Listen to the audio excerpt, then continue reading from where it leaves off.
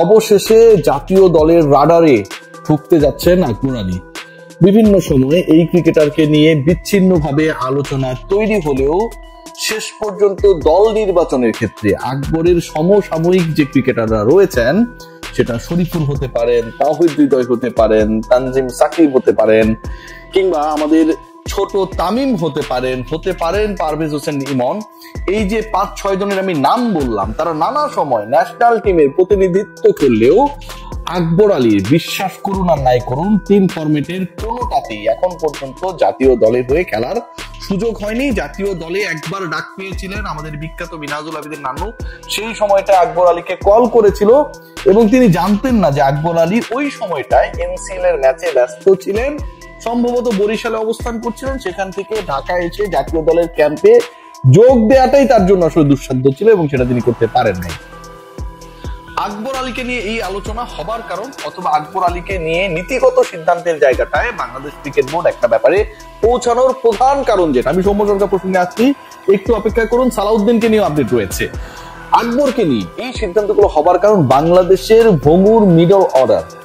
আপনারা যদি বাংলাদেশের সেই যুবাদের কীর্তিটা একটু খেয়াল করে দেখেন, বাংলাদেশের আইসিসি লেভেলে একমাত্র চ্যাম্পিয়নশিপ যেটা, সেটা অনূর্ধ্ব 19-এর বিশ্বকাপ জয়। সেই ম্যাচটায় আকবর যে ইনিংসটা খেলেছিলেন, 30+ ইনিংসটা, অপরাজিত থেকে বাংলাদেশকে যেভাবে জিতিয়েছিলেন, যেভাবে ড্যামেজ কন্ট্রোল করেছিলেন একলা ব্যাট হাতে, সেই আকবর আলীর ভূমিকায় জাতীয় দলে কাউকে প্রয়োজন, এবং সেই কেউ হতে পারেন নাই। এখন বলা হচ্ছে যে জুলিয়ান উড, যিনি আসলে হাতুড়ি বাটাল নিয়ে ঘোরাঘুরি করেন, বিশাল একটা তার কি যেন রয়েছে, ওই অস্ত্রটা নিয়ে বাংলাদেশে এসেছিলেন এবং পরবর্তী সময় তার কাছ থেকে দীক্ষা নেওয়ার পর অরিজিনাল ক্রিকেট যেটা, ন্যাচারাল ক্রিকেট যেটা, সেই ক্রিকেটটা বাংলাদেশের ক্রিকেটাররা ভুলে গেছেন।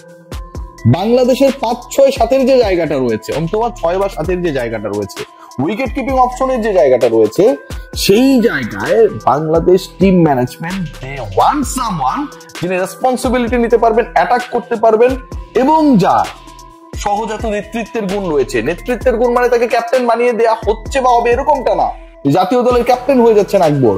নেতৃত্বের গুণ, লিডারশিপ কোয়ালিটি এখানটায় মিন করা হয়েছে যে ওই সিচুয়েশনটায় লিডার কখনোই, পরিস্থিতি যিনি সামলাতে পারেন, সেই গুণের জায়গাটায় আকবর অনেক এগিয়ে। সবশেষ এনসিএল টি20-তে তিনি তার স্বাক্ষর রেখেছেন এবং বাংলাদেশের, এটা যদিও আসলে একটা ভুইপোর টাইপের দল, মানে খুব গুরুত্বপূর্ণ দল না, হংকং একটা দল পাঠানো হয়েছে, সেখানটায় কিন্তু আকবরকে নেতৃত্ব দেওয়া হয়েছে এবং জাতীয় দলের পাইপলাইনে তাকে ইনক্লুশনের ব্যাপারে এটা একটা পদক্ষেপ। জাতীয় দলের রাডারে আকবর সিরিয়াসলি ঢুকে যাচ্ছে। আয়ারল্যান্ডের বিপক্ষে আপনারা সবাই জানেন বাংলাদেশ টেস্ট এন্ড টি20 খেলবে এবং সেখানটায় কোনো একটা ফরম্যাটের দলে আকবরকে দেখা গেলে, অথবা আকবরকে কোনো একটা দলের স্কোয়াডে তার প্রেজেন্স থাকলে অবাক হওয়ার কিছু থাকবে না, এবং এটা নীতিগত সিদ্ধান্ত already done. What about Soumya সরকারকে নিয়ে আসলে জাতীয় দল সিলেকশন অথবা প্রভাবিত করার সাথে যে কয়েকটা মেকানিজম জড়িত, সেই গ্রুপগুলোর সাথে আমি কথা বলেছি আজকে সারাদিন। সৌম্যের ব্যাপারে একদম ডিসিশন হ্যাজ বিন গিভেন। সিদ্ধান্তটা হচ্ছে, ওয়ানডেতে যে সৌম্য সরকার লাস্ট ম্যাচেও 90+ ইনিংস খেললেন এবং সেঞ্চুরি বঞ্চিত হয়েছেন, এটা তার ব্যাড লাক। বাংলাদেশ অবশেষে 4 সিরিজে টানা পরাজয়ের পরে উইন্ডিজের এগেনস্টে ওয়ানডে সিরিজটা জিততে পেরেছিল সৌম্য সরকারের ওই নকের কারণে। সেই ক্রিকেটারকে একই দলের বিপক্ষে, একই অলমোস্ট বোলিং অ্যাটাকের বিপক্ষে আপনি টি20তে রাখলেন না। আমার অত্যন্ত প্রিয় ভাজন গাজী আশরাফ হোসেন লিপু ভাই, আসসালামু আলাইকুম, তিনি কি ঘোষণা করলেন যে আসলে লিটন কুমার দাসের রিপ্লেসমেন্ট ছিলেন সৌম্য সরকার, লিটন এসেছে, সৌম্য বাইরে হয়ে গেছে। এই যে একটা ছেলে বোলানো গল্প তিনি বললেন, সেই গল্পের শেষটা কিন্তু মধুর হয়নি। বাংলাদেশ 3-0 হোয়াইট ওয়াশ হয়েছে। ঘরের মাঠে বাংলাদেশ 4 বছর পরে এভাবে বাজেভাবে পরাজিত হয়েছে। সো এই যে ঘটনাগুলো ঘটেছে, এন্ড অফ দ্য ডে এখানটায় রং সিলেকশন একটা বড় ভূমিকা পালন করেছে। সৌম্য সরকারকে টি20তে নিয়মিত স্কোয়াডে রাখার ব্যাপারেও একটা সিদ্ধান্ত হয়েছে, লাইক আকবর আলী, যে আকবর আলীকে এখন জাতীয় দলের রাডারে আমরা চাই। হিসাব সহজ, আকবর আলী ন্যাশনাল টিমের 16 সদস্যের দলে থাকবে সামনের থেকে, হিসাব সহজ।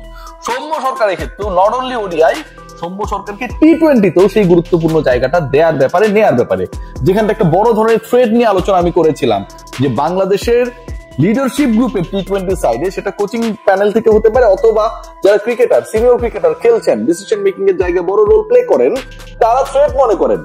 সৌম্য সরকারের কোয়ালিটি, অ্যাবিলিটি, স্কিল নিয়ে আসলে কারো কোনো ধরনের সংশয় নেই। সৌম্য যদি এখন ধরেন ওপেনিং ওর নাম্বার 3 তে দাঁড়িয়ে যায়, তাহলে কারো কারো কিছুটা হলেও তাদের জায়গাটা ধরে রাখাটা ডিফিকাল্ট হয়ে যেতে পারে। এই যে একটা সংশয় আর ভয়, সিন্ডিকেট সৌম্যকে ইন করানোর ব্যাপারে সেই ভয় আর সংশয়ের কারণে শেষ পর্যন্ত দূরে ঠেলে দিয়েছে আমিরুল ইসলাম বুলবুলের ক্রিকেট বোর্ড। অবশেষে সৌম্যের ব্যাপারেও they are going to take a very strict and logical decision that will be clear. আপনারা সবাই জানেন যে ক্রিকেট অপারেশনস এর চেয়ারম্যান নাজমুল আবেদিন ফাহিমের ক্ষমতা কমানো হয়েছে।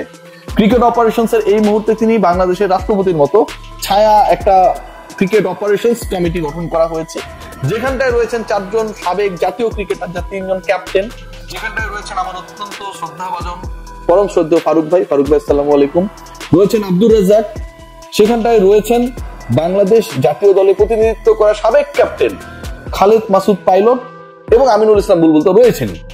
তো এই যে 4 জন রয়েছেন, এই 4 জন আলটিমেটলি ক্রিকেট অপারেশনস কে বাধ্য হয়ে কন্ট্রোল করবেন। লাগাম না টানলে, নাক না গলালে আসলে ক্রিকেট অপারেশন যেভাবে গোলে মেল্টেড হয়ে পদ্মা থেকে বুড়িগঙ্গায় তারপরে হচ্ছে বঙ্গোপসাগরে মিশে গেছে, এটা ভাই মেনে নেওয়া যায় না। বাংলাদেশ দলের ব্যর্থতার প্রধান কারণ ক্রিকেট অপারেশনসে আপনি যোগ্যতম মানুষকে বসাতে পারেন নাই। মানেন আর না মানেন এটাই সত্য, এটাকে মেনে নিতে হবে। একজন কোচ তার মতো করে সিন্ডিকেটবাজি কোরামবাজি করবে, আর বাংলাদেশ ক্রিকেট বোর্ডের ইলেক্টেড ডাইরেক্টর যারা তার বস এমপ্লয়ার, তারা চেয়ে চেয়ে দেখবে। এটা হইতে পারে ভাই, এই ঘটনাই হয়েছে।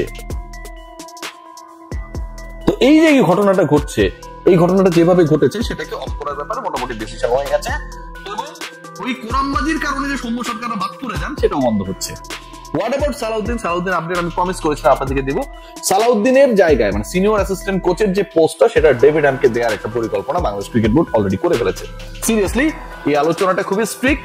ক্রিকেট বোর্ডের মোটামুটি মানে ক্লাব ক্যাটাগরির অলমোস্ট অল ডিরেক্টরস, জেলা বিভাগের যে প্রফেশনাল ডিরেক্টর যারা রয়েছেন, তারা সবাই এই মোহাম্মদ সালাউদ্দিনের উপরে বিরক্ত। তার অ্যাটিটিউড, তার টেকনিক, তার যে স্যালারি তিনি ড্র করেন এবং এটার এগেইনস্টে যে পারফরমেন্স বাংলাদেশ দল করছে, সবকিছু মিলে মোহাম্মদ সালাউদ্দিন যে আলটিমেটলি গুড ফর নাথিং, এটা তারা বুঝে গেছেন। এবং আগামীকাল ক্রিকেট বোর্ডের আপনারা জানেন মহা গুরুত্বপূর্ণ সভা রয়েছে, যেখানটা বিপিএল এর টিম সম্পর্কে আমরা একটা আপডেট পাবো। সেই সভা শেষে মোহাম্মদ সালাউদ্দিনের ভাগ্য কোন দিকে যাচ্ছে সেই ব্যাপারেও আমরা একটা ক্লিয়ার ইন্ডিকেশন পেতে পারি। সাউথ আফ্রিকা এবং অস্ট্রেলিয়া এই দুই দেশের নাগরিকত্বর অধিকারী 2 জন স্কিল কোচের, রেনাউন্ড কোচের সাথে ডিসকাশন চলছে বাংলাদেশ ক্রিকেট বোর্ডে রাইট নাও। এবং ব্যাটে বলে হলে আয়ারল্যান্ড সিরিজেই নতুন ব্যাটিং কোচ যোগ দেবেন, এটাও মোটামুটি final. So overall the discussion is like that. Akbar Ali, finally Akbar Ali is getting preference from Bangladesh cricket board, এবং Akbar Ali is going to be the part of the national side very soon. এই ব্যাপারে নীতিগত সিদ্ধান্ত হয়েছে। সৌম্য সরকারের এগেনস্টে যে কোরামবাজি, গুটিবাজি, বিভিন্ন কারসাজি চলেছে, সেটাও হচ্ছে সৌম্য সরকারকে টি-20 দলে নিয়মিত করানোর ব্যাপারে, এবং পরের বিশ্বকাপেই সৌম্য সরকার যেন আসলে তার এক্সপেরিয়েন্সকে কাজে লেগে বাংলাদেশকে ভালো কিছু দিতে পারেন, সেই ব্যাপারে একটা সিদ্ধান্ত হয়েছে। And the third point, Mohammad সালাউদ্দিনের ব্যাপারেও সিদ্ধান্ত ডান। ডেভিড হ্যামকে প্রমোট করা হবে, সালাউদ্দিনকে সরানো হবে। অস্ট্রেলিয়া সাউথ আফ্রিকা থেকে যোগ্য ব্যাটিং কোচ বাংলাদেশ দলের কোচিং বহরে খুব দ্রুতই ইনক্লুডেড হবে বলে আমার কাছে খবর রয়েছে। Let's see what happen. But যে আলোচনাটা করলাম ভেরি পজিটিভ। এই ধরনের ডিসকাশনস থেকে যে আউটকামটা আমরা আসলে খোঁজার চেষ্টা করি, বুলবুলের বোর্ড যদি সেটা গ্রহণ করে, তাহলে আমার কাছে মনে হয় যে অনেক ধরনের বিতর্ক থেকে রানিং ক্রিকেট বোর্ড মুক্ত হতে পারবে। সবাই ভালো থাকবেন, টেক গ্রেট কেয়ার।